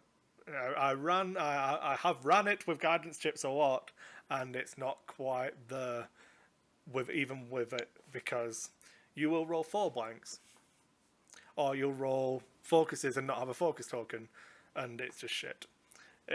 It's if concussion didn't spend a target lock, it would be the best missile in the game. I love it. I've run it a lot, and it's not. I switched to I pay the extra points for homing missile over concussion every time, because the target lock still being there is better than flipping a blank to a hit. Yeah, with Harpoon here now, Yeah, like it's the exact same amount of points. I would rather do Harpooned any day over concussion. yeah, it's true. Yeah, like I said, keeping that target lock is worth more than flipping one blank to a hit every day of the week. So we've gathered that harpoons are good, so I suppose we should talk about what's going to carry them. You know, if you think harpoons are good at the current points level, what if they were 1 point cheaper and you just had to put them on a shit chassis? It's not an awful chassis once you start loading it up with everything. Everything that costs a point. That's all I've been doing in Squad Builder for the last week is, can I fucking break Talonbane Cobra now? You can make him pretty good, but you're going to be hard pressed to break him. I've seen so many people trying to make Jostro just work, and like spending so much of their list just trying to get Jostro to trigger once or twice. And that's why I think Talonbane still. I looked at that first, and I still think Talonbane's the right choice. Just because of pilot skill, yeah, just straight away. You end up looking at doing stupid stuff like you can make him a regen arc dodger with auto thrusters. And it's like a trillion points that's got auto. It's like Paul, only still pumps out damage because he's still Talonbane. I don't know. You can play him defensively, keep him at range. I think that's what I've been fucking around with. I'm not saying it's in any way, shape, or form going to be meta defining, but it's funny as fuck. The stuff you can do. It used to be, you'd see Talonbane on the table with Fenro and Zuckuss, and you'd be like, oh, this is going to be interesting. That one volley he gets at turn 1's really going to nip. Best I fucking kill something on the way in. Now you can see a Talonbane on the other side of the table, and I have no idea what the fuck this Talonbane's going to be doing. Is it a missile Because just shirt? put so much on it. Yeah, it could be fucking anything. It could just be a barrel rolling, boosting arc dodger that doesn't have a 2 green turn, so it's shit. It could be a ion discharging regen monster that just sits at range 1 blowing the shit up. There's so much stuff you can do with Talonbane. I'm pretty good. I've been looking at going back to Ventress, Talonbane, and something else. Is what I've been thinking about.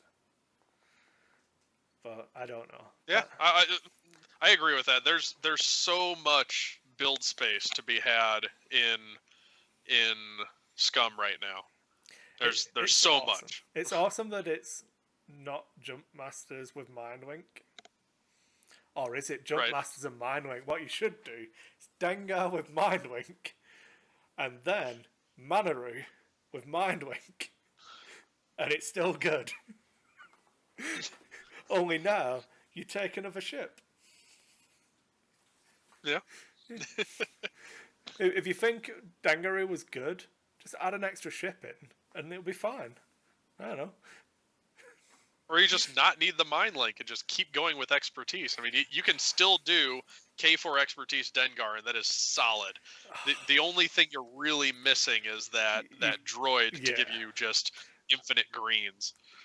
So like, I think, Dengar's still good, and then that's only one ship, and you're forced to not spend a whole lot of unnecessary points on them. So you just get more ships or other ships, and So I think that nerf did not take him out of the meta. It just changed how you need to use him in the meta.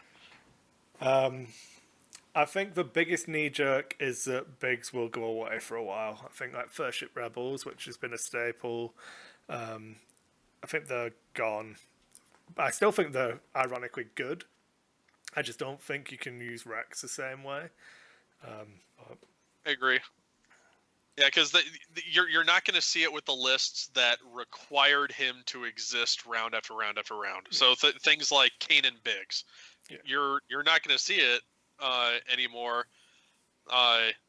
Like I'm sure Kanan will find some new wingman or morph around somehow, but it's not going to be Kanan Biggs anymore. Ahsoka, Kanan. I've played against that one. I'm 2-0 against it, so sure, busted out. But then again, I was playing Dengar Tell. Yeah. Play against it when you're playing a fucking X-wing list, my friend. Yeah. Play against pilot skill infinite repositioning when you actually have to be good with the ships you're using. The floor on Dengar Tell is actually above the ceiling. Yeah, because I picked it up, played like one game with it, and went, ooh, that's good, and then I won a store championship. Because I fucking suck ass, I played like 2 games with it, and I probably lost both of them, but that's just because I'm shit. I'm that bad at X-Wing, I can make old Del Tel look bad. I don't know what everyone's complaining about, this list is terrible. It's actually a lie. I crushed one of the Darrow's, one of the best players in Calgary. He's really good at flying aces. He was flying some fucking weird. I'm sure it was a fire spray on the table. I think it was Bubba and some other stuff. And I just fucking crushed him with it. And I was like, yep, none of this was me. Oh, fucking Deltal, man. That was happy days. So, yeah, we looked at... So, yeah, let's all do one list we're looking forward to flying. Not necessarily a meta list or anything, but just something we're going to fly. And then... the bet is on. The next time we record, we have to have flown a game with it. How about that? Or even if it's just a show, something like that. So I will go out with, I'm going to put a Surge back on the table with, I think I'm going to fly something similar to Worlds, but with a Surge in there as well. So I'm thinking Contracted Scout with title, a Surge, and then probably a Seek. I'm not exactly sure how I'm going to build it, but I'll have that done for the next time we record. And Chad, pressure. Oh boy. Let's see. I've been dusting off some old lists and stuff. I'm trying to think if there's anything I want to try and go back to and make it still work in today's meta or not. I'll whisper all the time. maybe try an Imperial Cath and whisper and sprinkle in a TIE fighter or two, see what if I can do anything with that. I used to fly Cath all the time back in the day when there really wasn't much else to fly. So maybe I might try and give old Imperial Cath a shot. And you could do some... Sorry, go on, Chris. If you're flying Imperial Cath, you have to do one thing for me. There is a thing in the FAQ that you can really screw with judges over. Now, Cath gives out a stress every time you cancel a crit. Now, imagine your opponent has shields, and they cancel a crit with shields. Fuck off.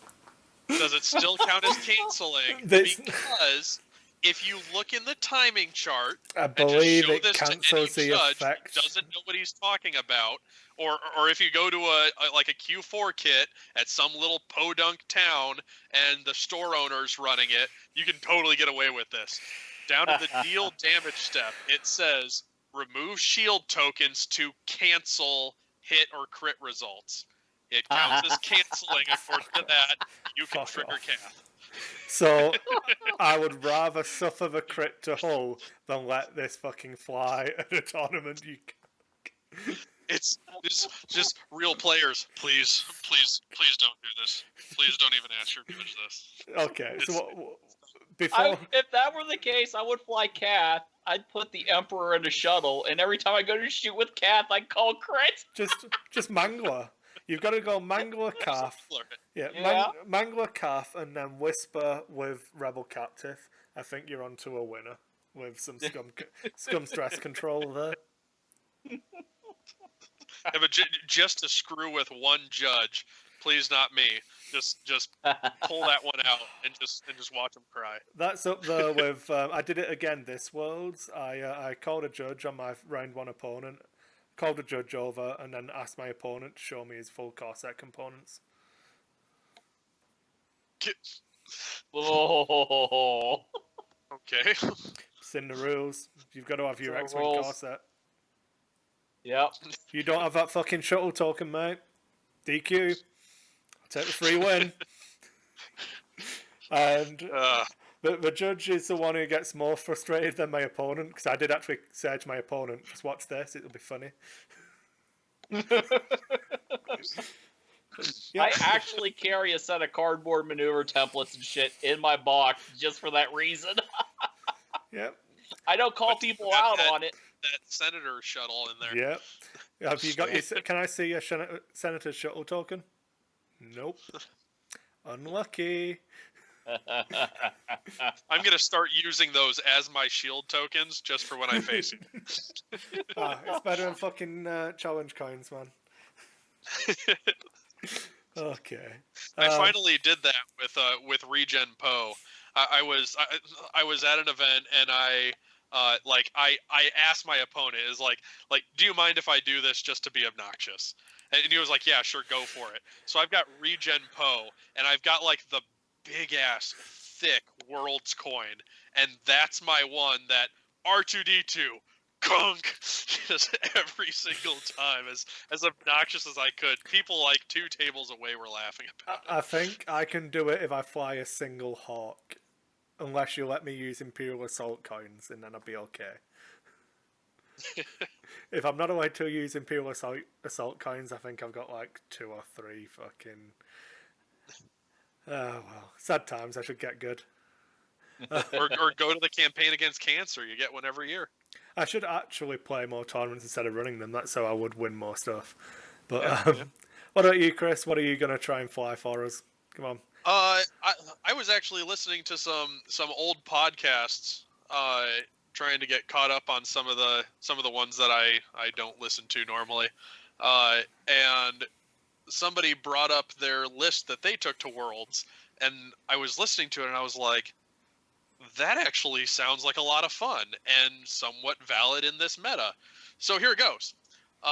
It's Vessery with Tidy Tractor Beam, Twin Ion Engine, and Ruthlessness. Oh, yeah. The original Harpooned effect. And then Countess, built out as normal Countess, Push the Limit, X7, Twin Ion Engine, Mark II. And then Pure Sabak with Adaptive Ailerons, Targeting Computer, so you can get the target lock, and a Score to Settle, so you can have the soft focus. And it really kind of resonated with me. Like, one, I've been trying to fly ships that I own and I haven't flown yet. And I haven't flown the Striker yet. Striker's so really good fun. Yeah, so I'm excited to fly that. I haven't played a Score to Settle yet. I don't know if I've ever played Ruthlessness, so might as well give that a shot. So I'm excited to try this, and Pure Sabak looks like he's got a lot of power there. So I feel like he's really going to pull some aggro, and those defenders are hard to kill in the end game. So if you pull aggro with Sabak and leave the defenders for the end game, you're already playing wrong, and I'm going to get the advantage. Or if you go for the other ones and you leave Pure Sabak to sit there and just traumatize you, I mean, I'm gonna make you pay for it. So it adds in one of the elements that I love building lists around, having 3 ships that no matter which one you pick to attack first, you're wrong. And that's one of my favorite ways to build lists. It was, I can't remember if it was pre or post Pulp Nerf, but I remember Paul LaRue is probably one of the best Canadian X-Wing players around. He's been to a lot of events, obviously a known name because of his alternate art cards, but his son was running at our regionals. He was running Pulp Aces with Omega Leader and Pure Sabak. I don't know. Is Sabak's the one that you cancel the hit and take stress? No, Countdown. Countdown. Yeah. Pure Sabak is if you have 1 or fewer damage cards, you roll an additional die. Yeah. He was running Countdown and Omega Leader, and then Inquisitor or something, and Wampa. It was fucking I can't remember. Fuck it, it doesn't matter. It was like just 4 really annoying ships, and you're like, well, I don't fucking care which one I kill first because it was wrong. Yeah.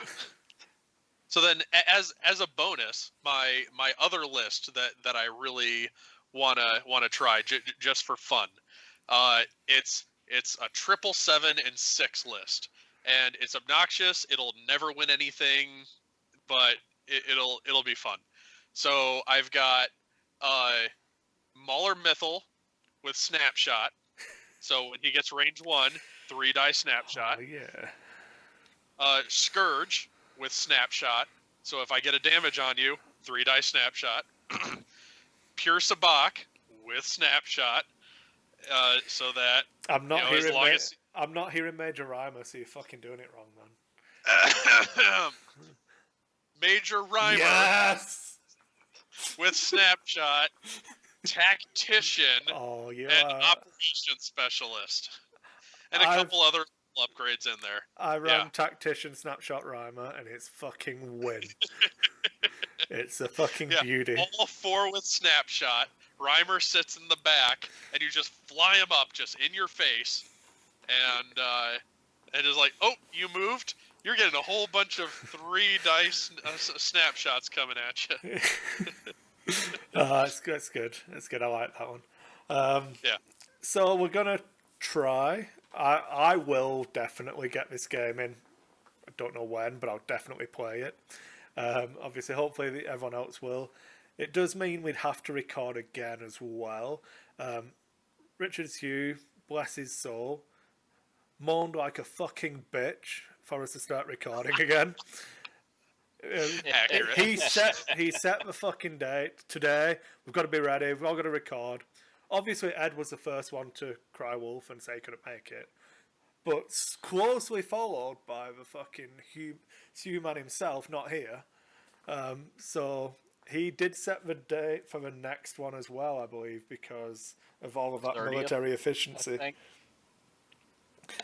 Is it in 2017, or do we have to wait another 6 months? See, I think it was the 30th. I like being a dick because he can't defend himself. It's fucking awesome. Why do you think I'm here? I believe we're recording again in like 2 weeks or something, aren't we? So, not like this the week after Thanksgiving. Yeah, something like that. I don't fucking know. I don't even know when your Thanksgiving is. It's fucking. It's the 3rd Thursday of November. I was just about to sit there and go, that's right, you're in Canada, you don't do that. We had Thanksgiving already. It was awesome. I worked and then came home and Joe had made a pie. It was delicious. This is like a pie with like meat in it, not an apple pie. It's confusing for you Canadians, but we're both from a pizza. I do like pizza. I'm from Wigan, so what you should know about me is that they call Wiganers pie eaters because we're all fat messes and like pies filled with like really fatty, horrible meat. It's good. You should definitely try it unless you like leading a long, healthy life. I don't think I've ever had a meat pie. You've not lived. I'm actually sad for you now. It's okay. I mean, I've had like a chicken pot pie. Chicken pie is just not the same. You've got to go like steak and ale. Talking like a shepherd's pie, but with pastry on it. So steak and ale pie, nice chunks of steak, full of gravy and an ale-based sauce with some onions in it, and you have some really chunky French fries and loads of gravy over it, and gravy is brown Poutine. coloured. Well, yeah, okay. It's kind of like poutine, but replacing the cheese curds with pies, and then you enter a winner. That's like growing up in Wigan. Every meal. In Wigan, we have a Wigan kebab. So it's like a meat pie, which is like condensed pork with all of the like fatty, horrible jelly in it, wrapped in pastry, and then you have it on a barm cake, which is a bread roll, but we call them barm cakes because we're mental. And you eat a pie sandwich because either one of those on their own isn't enough carbohydrates. Kris, you got to come down here and visit me at Ed sometime. We'll take you to one of the local restaurants. It's called Permani Brothers. Basically, they give you these big, massive sandwiches, and then they stuff all the fries and the coleslaw and like all that stuff right there in the sandwich. Oh, see, I can feel my man. You don't want to go over going. to Pennsylvania. Those weirdos put chicken and gravy on their waffles. I've never done that. North America in general is just fucking weird, man. Well, yeah. It's like You we're all don't so even put your close, pinkies just out when you're weird drinking as tea. shit. I don't know. And we drive on the right side of the road, and You drive on the wrong side of a road, which happens to be the right side of a road. That's the same place you drive in Canada? Yeah, it's the he's one not wrong from side. Canada. Oh.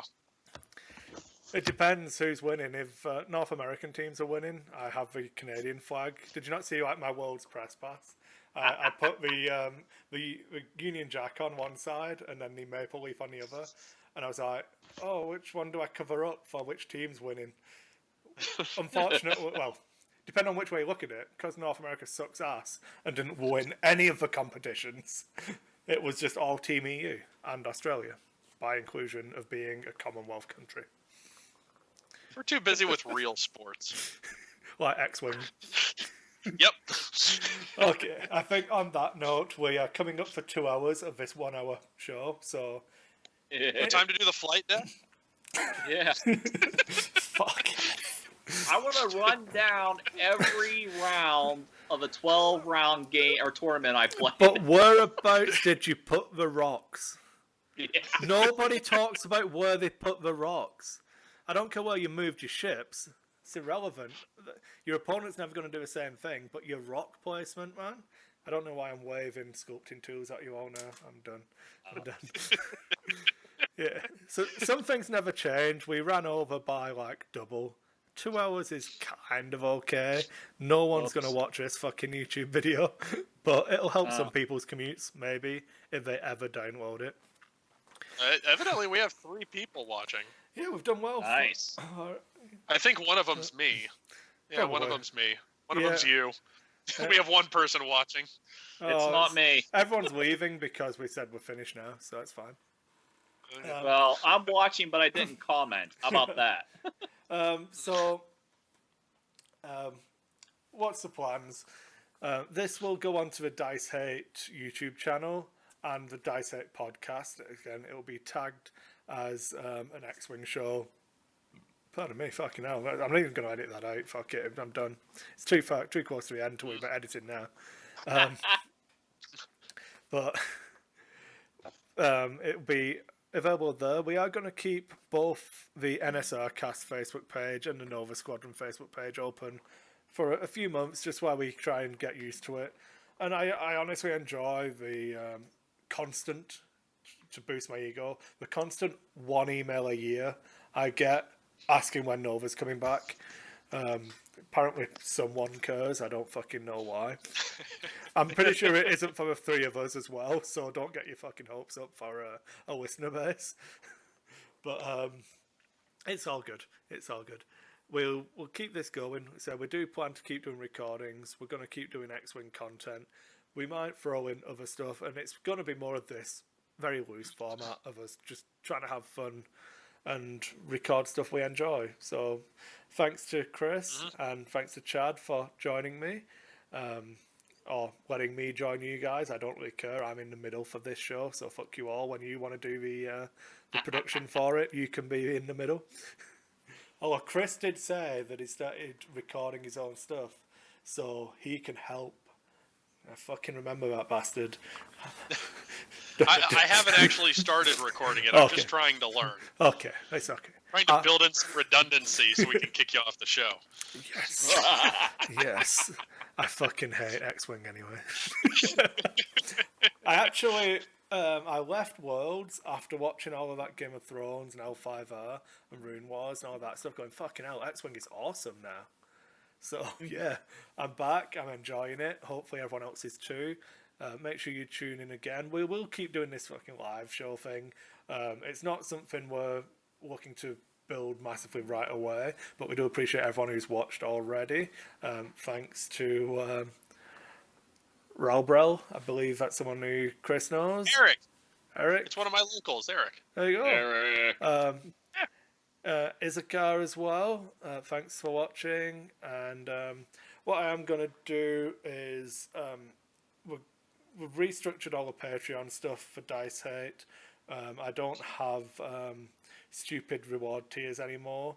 If you want to support the show and enjoy it, just fucking share the shit out of it. Tell people you're back and enjoyed it. If you want to do more than that, throw $1 at the show. There's like stupid reward levels in there that I was trying to make all fancy. And to be honest, it's just bullshit. Just make sure you're watching and enjoying the show and the content we make. If you don't enjoy it, let us know, because we enjoy calling you idiots on the show behind your back. And you're never going to listen to it again anyway, so fuck you.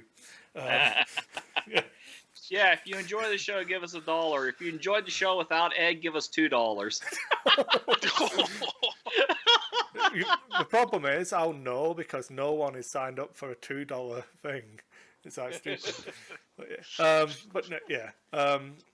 So the main problem I had at the minute is it's just getting beyond stupid the number of different podcasts I was trying to fund with, trying to keep Nova going and the Dice 8 one. And to be honest, I left all of my well-paying jobs to do this shit, and unsurprisingly, having a failing YouTube channel isn't very lucrative. So that's why we made the decision to actually just do it through Dice 8. It's fine. I'm sure my wife will carry on being happy that we do this when our child is born in like 3 weeks or whatever. So fun times. Not that that's the actual reason why I've not been fucking doing anything, because we've had like baby classes and all of that shit. It's definitely because I'm just a slacker.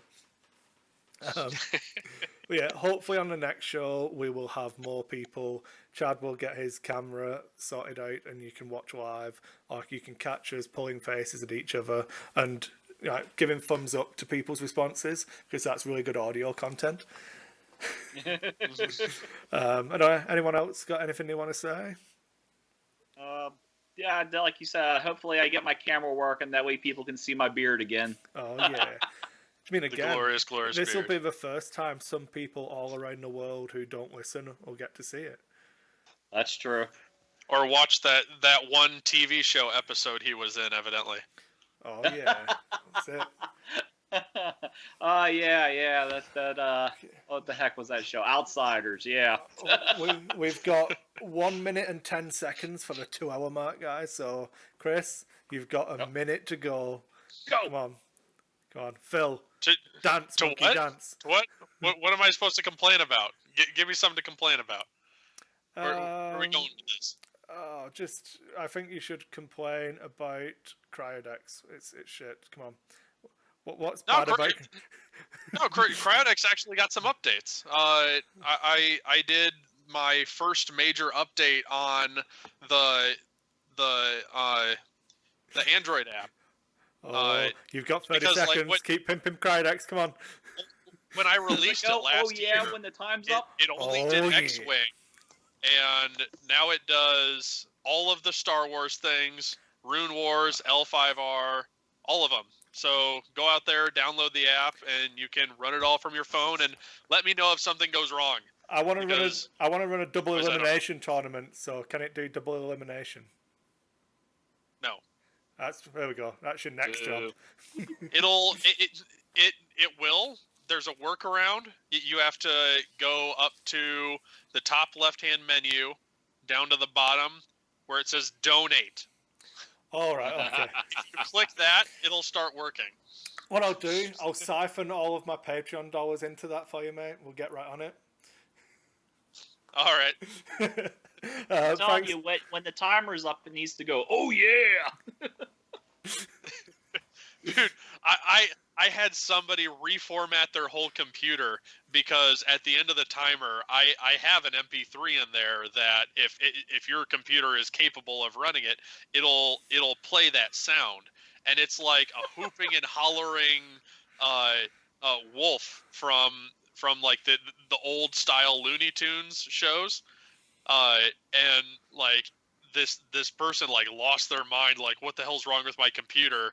They deemed that Cryodex had a virus in it, and they reformatted their computer because of it. So it wouldn't be that hard to change that audio file. So easy workaround, Chad. We can sort that out for you.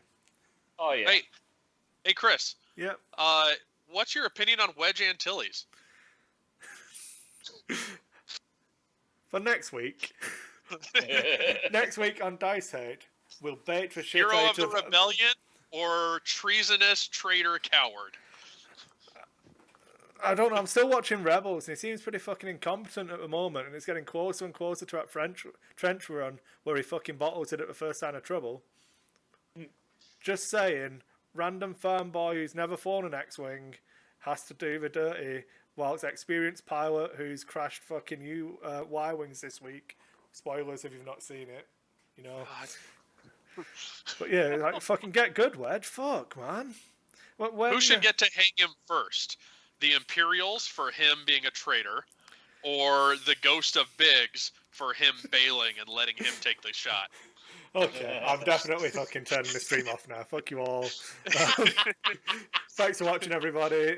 We love you all. And make sure you spread the word that Nova's fucking dead.